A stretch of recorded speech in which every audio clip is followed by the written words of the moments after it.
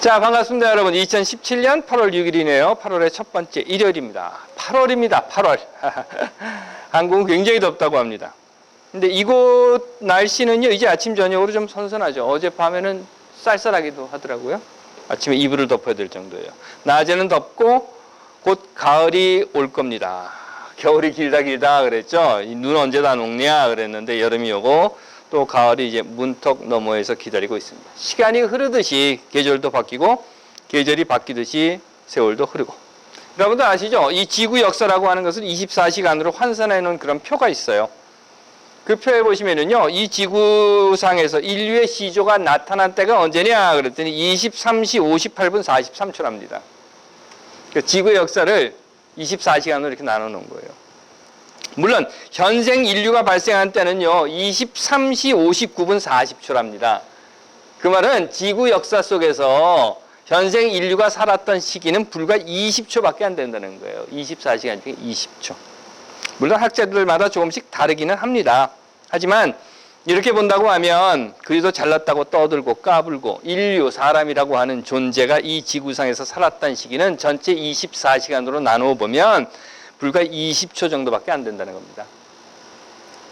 그런데 말이죠, 우월주의라고 하는 것이 있어요. 그래서 뭐 민족 우월주의, 국가 우월주의 그런 거 하면 성별 우월주의, 지역, 학력, 재력, 지위, 계급, 문화, 언어, 인종, 심지어는 연령 우월주의도 있다고 합니다.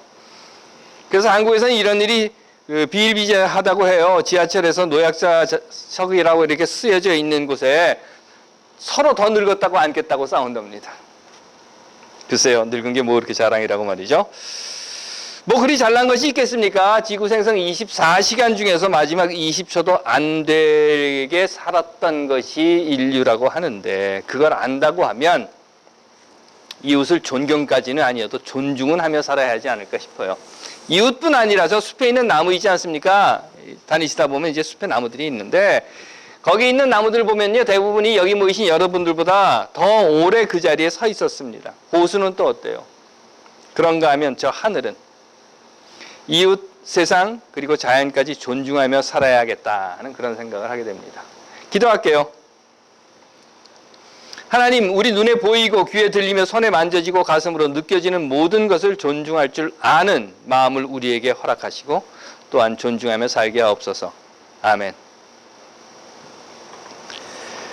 2015년 통계해 보니까요, 기독교라고 하는 이름으로, 정확히는 개신교죠. 프로테스탄트, 그러니까 카톨릭은 제외하고요. 그 개신교라고 하는 이름으로 등록된 교단과 교파가 대한민국에서 대략 한 200개 정도 된다고 합니다. 대략이라고 제가 말씀을 드리는 이유는요, 이것들이 맨날 합쳤다 분열됐다 합쳤다 분열됐다 하는 일을 반복하다 보니까 도대체 몇 개인지 통계가 안 잡힌다는 거예요.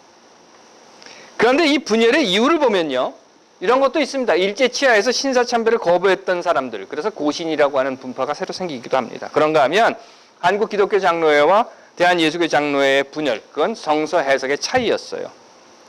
하지만 그런 것 외에 대부분은 사실 그리 뚜렷한 이유, 그러니까 신앙이라든가 신학이라든가 이런 명분이 없는 상태에서 그냥 분열된 경우들이 많이 있습니다.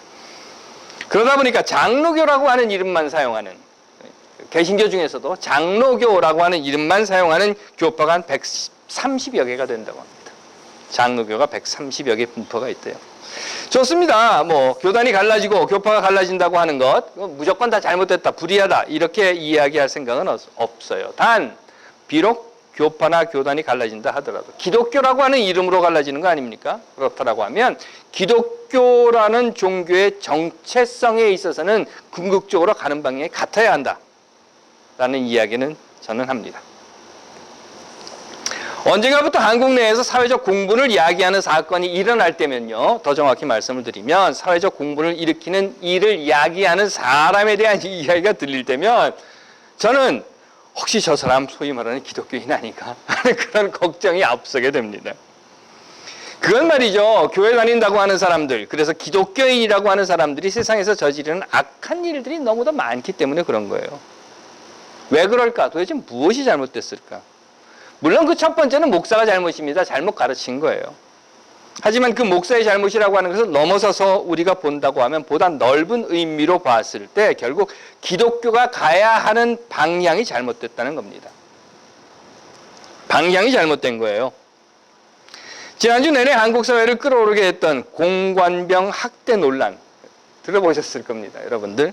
대장이라고 합니다. 그러면 별이 4개인 거예요. 별 4개씩이나 단 자인데 왜 그런 짓을 했을까? 저는 이런 생각을 했어요. 그는 군인으로서의 방향이 잘못됐다.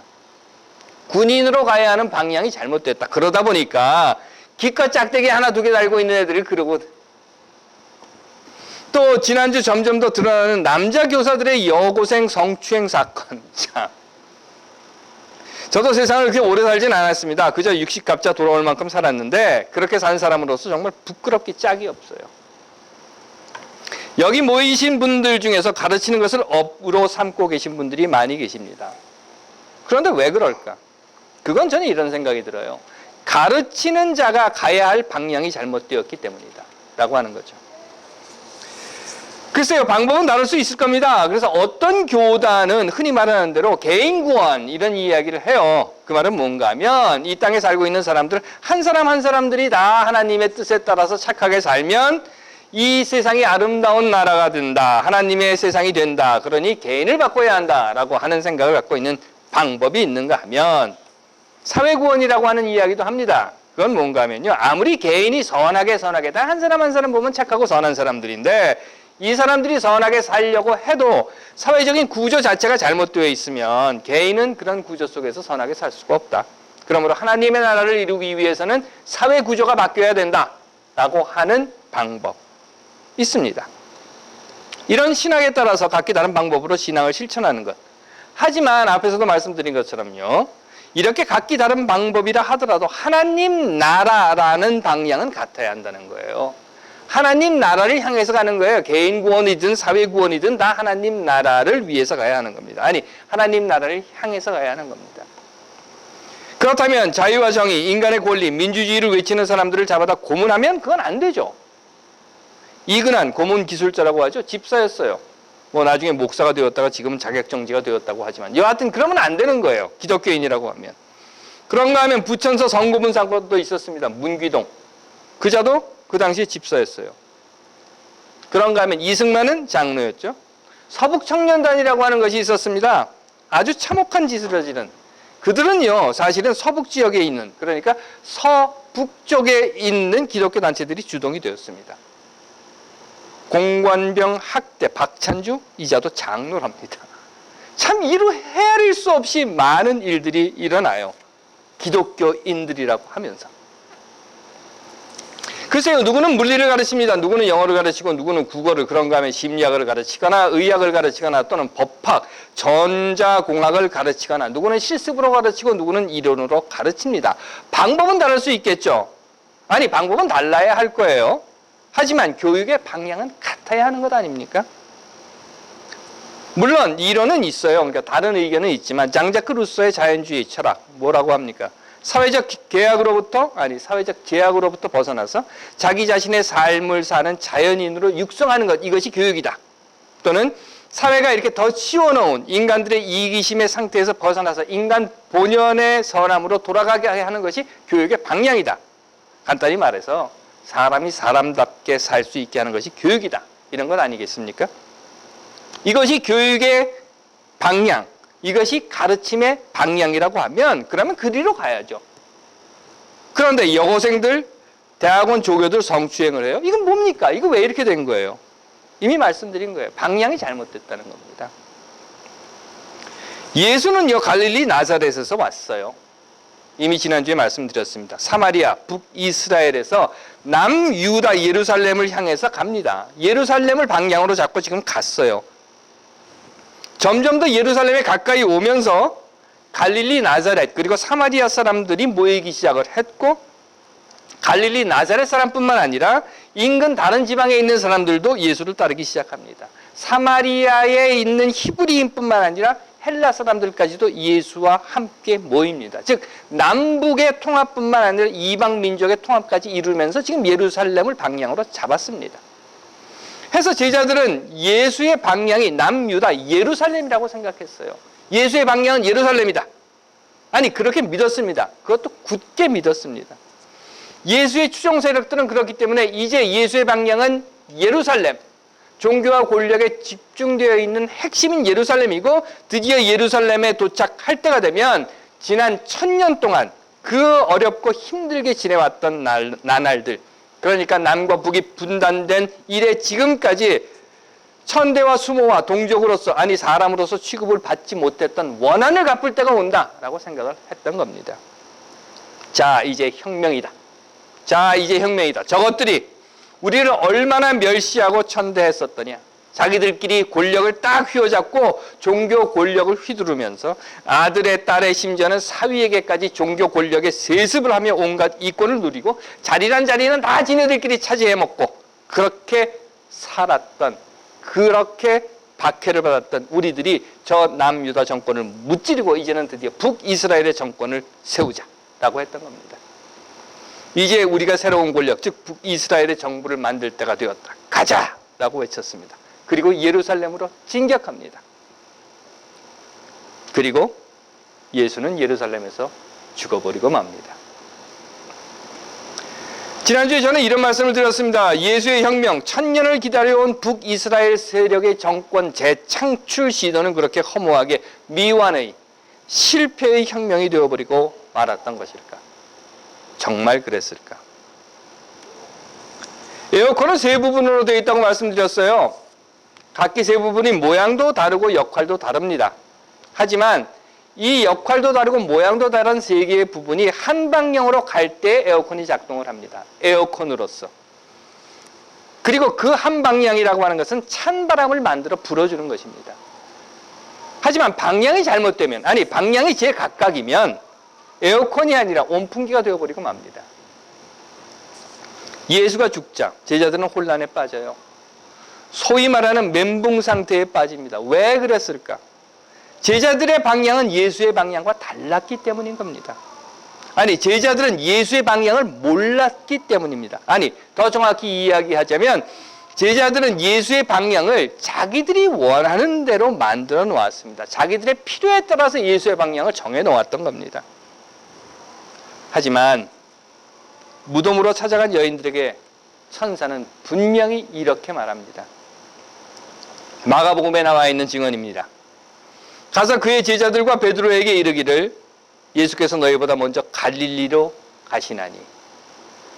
전에 예수께서 살아 너희들과 함께 있을 때 이미 이야기한 것처럼 너희가 거기 갈릴리에서 예수를 보게 될 것이다. 그렇습니다, 여러분. 예수의 방향은 예루살렘이 아니었었어요.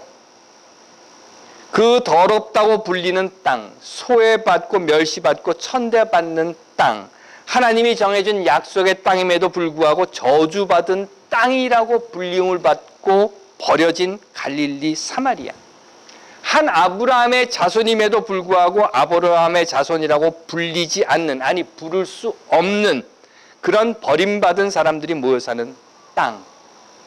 예수의 방향은 제자들이 보았던 것처럼 권력과 부와 모든 것이 집중되어 있었던, 그래서 거기에만 딱 들어가면 이제 북이스라엘의 정부를 세우겠다라고 했던 남쪽에 있는 예루살렘이 아니라 예수의 방향은 북쪽에 있는 갈릴리였다는 겁니다. 하나님께서 사랑하시는 여러분, 여러분들은 예수가 세상에서 보여준 삶의 모습이 하나님의 뜻이라고 생각하십니까? 그렇기 때문에 예수가 보여준 모습을 따라 사는 것이 이 땅 위에서 하나님의 나라, 자유와 정의와 평등과 평화가 이루어지는 세상, 다시 말해 하나님의 형상으로 지음받은 사람이 그가 누구이든지, 여자이든지 남자이든지 아이든지 어른이든지 학생이든지 선생이든지 별 4개 달린 장군이든지 짝대기 하나 달린 이등병이든지 동성애자든지 이성애자든지 인종이나 언어, 국적, 빈부나 지위, 학력에 묶이지 않고 또 그가 어떤 삶을 살든지, 그래서 시급을 받는 알바생이든지 그가 배달원이든지 아니면 그가 경비원이든지 그가 청소 노동자든지 아니면 그가 비정규직이든지 그들 모두가 하나님의 형상, 이성과 지성과 감성을 지닌 인격체로서 존중하며 존중받으며 사랑하며 사랑받으며 사는 세상을 이루는 것이 바로 예수 그리스도가 우리에게 보여주신 이 땅 위에서 삶의 모습이라고 생각하십니까? 그러시다면요, 이제는 우리의 방향을 다시 분명하고 올바르게 바라봐야 할 것입니다. 우리는 지금 어디로 가고 있는가? 우리의 방향은 진정 이 땅 위에서 하나님의 나라. 아니, 좋습니다. 난 하나님 존재 안 믿어. 그러시는 분 계실 거예요. 그러시다 하더라도 그럼 지구 역사 24시간 중에 그저 마지막 20초에 간신히 간들간들거리고 걸쳐 살고 있는 인류의 한 존재로서 과연 내 삶의 방향이 저기 저 우뚝 솟아있는 저 나무에게, 또는 흐르는 물을 이렇게 보듬어 가슴에 담고 묵묵히 지키고 있는 호수에게, 또는 푸르게 펼쳐진 저 하늘에게, 그리고 내 곁에 있는 사람에게, 나와 함께 이 세상을 걸어가는 사람들에게, 또한 내가 떠난 이후에도 계속 이곳에 남아있게 될 역사 앞에서 부끄럽지 않는 삶인지, 책임을 지는 걸음인지, 함께 사는 세상을 향한 방향으로 내가 지금 가고 있는지는 생각해 봐야 할 것이라는 겁니다.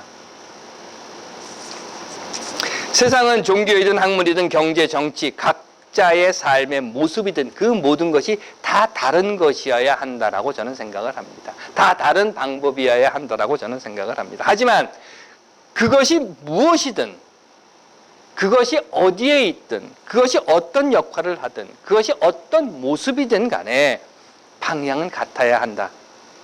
아니, 그럴 거라고 저는 믿습니다. 어쩌면 믿고 싶은 것인지도 모르겠습니다. 비록 저를 꿈이나 꾸는 몽상가라 한다 하더라도 말입니다. 하나님께서 사랑하시는 여러분, 예수의 방향은 멸시와 저주를 받는 갈릴리를 떠나 부와 권력의 중심인 예루살렘으로, 그리고 그 예루살렘을 떠나 갈릴리, 소외와 고난과 그리고 박해받는 자들의 자리로, 그 땅으로 가는 것이었습니다. 그렇다면 이제 2017년 8월 그 첫 일요일을 보내시는 여러분들의 방향은 어디이십니까? 함께 생각해보는 한 주간이 되시기를 간절히 바랍니다. 기도하겠습니다. 하나님, 우리가 가야 하는 방향이 어디인지 밝히 보게 하시고 그 방향으로 가게 하옵소서. 아멘.